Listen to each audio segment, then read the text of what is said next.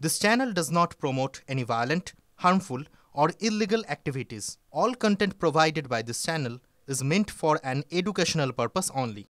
দিল্লিতে আপনি যদি দেখেন ভোটার তালিকায় গত 2024-এ লোকসভা নির্বাচন থেকে শুরু করে বিধানসভা দিল্লি নির্বাচন June July August September October November December January এই যে 8 মাসে 4 লক্ষ লোকের নাম নথিভুক্ত করা হয়েছে বাড়তি, যেটা গত 14 বছরে হয়নি। এটা তো হয়েছে।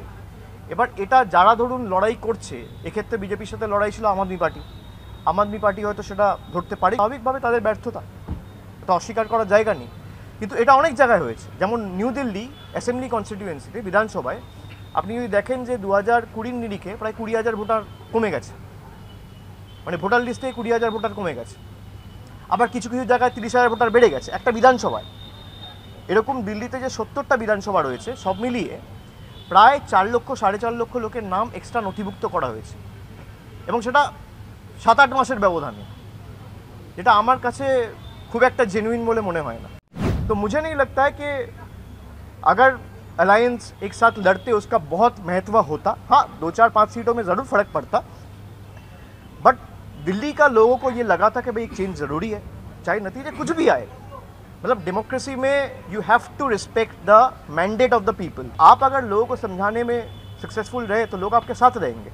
तो मुझे लगता है इस हार से सीखना चाहिए और आगे और मजबूती से कैसे लोगों तक पहुँचे, संसाधन और मजबूत कैसे किया जाए उस पर प्रयास करना चाहिए।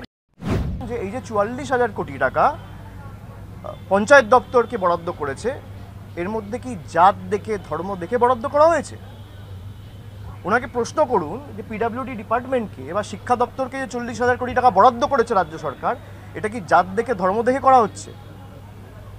আর মাইনরিটি ডিপার্টমেন্টের ক্ষেত্রে বিজেপি বাজেট 1575 কোটি টাকা থেকে 682 কোটি টাকা হয়েছে কেন? 56% কমেছে কেন? মাইনরিটিরা ভোট দেয় না বলে? তাহলে এটা কি ভোট দিলে লাড্ডু আর ভোট না দিলে বঞ্চনা? এই প্রশ্নটা করুন। আমি তো ডেটা সোর্স লোকসভায় জমা দিয়েছি, তাকে এই প্রশ্নটা করুন। সুকান্ত মজুমদারের উচিত আত্মবিশ্লেষণ করে বালুরঘাটে যদি 5,000 ভোট বিজেপি কম পেত হেরে যেত, পরের বার আসন ধরে রাখতে পারবে না।